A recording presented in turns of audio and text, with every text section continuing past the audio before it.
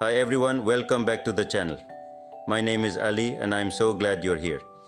Today we're tackling a challenge that many of us face on our weight loss journey: how to curb cravings and avoid emotional eating. Let's get started. First, let's quickly define what we're dealing with. Cravings are those intense desires for specific foods, often unhealthy ones. Emotional eating is when you eat not because you're physically hungry, but because you're stressed, bored, or seeking comfort. It's reaching for a snack when you've had a long day, or finishing that pint of ice cream after a fight with your partner.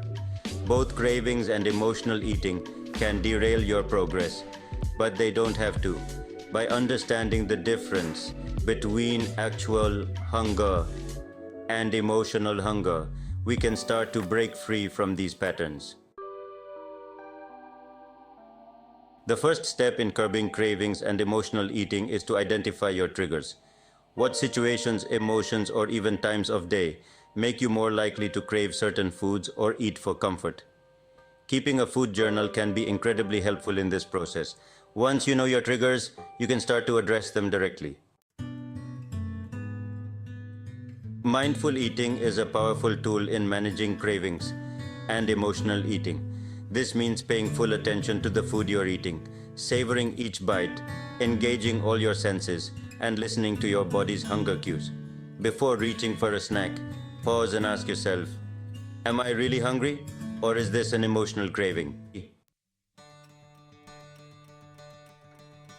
Chapter 4. Healthy Substitutions. When cravings hit, it's easy to reach for junk food. But instead of giving in to those tempting but ultimately unhealthy options, try to find healthy substitutions that satisfy both your cravings and your body. If you're craving something sweet, go for a piece of fruit, like a juicy mango or a handful of berries. If it's something crunchy and salty, try nuts or veggies. Having these healthier options readily available can help you satisfy your cravings without sabotaging your progress. Chapter 5. Manage stress. Stress is a major trigger for emotional eating. When we're feeling overwhelmed, our bodies release hormones like cortisol, which can increase our appetite and cravings for sugary, fatty foods. Find activities that help you relax and distress.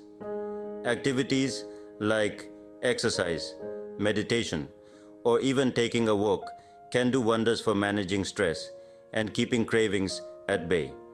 Exercise releases endorphins, which have mood-boosting effects, while meditation can help calm your mind and body. Chapter 6. Stay hydrated. Sometimes what we think is hunger or a craving is actually just thirst. Our bodies can confuse the signals for thirst and hunger, leading us to reach for a snack when what we really need is a glass of water.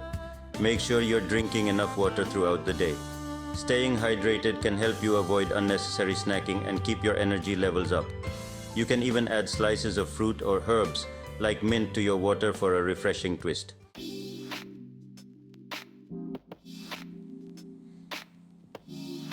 Chapter 7.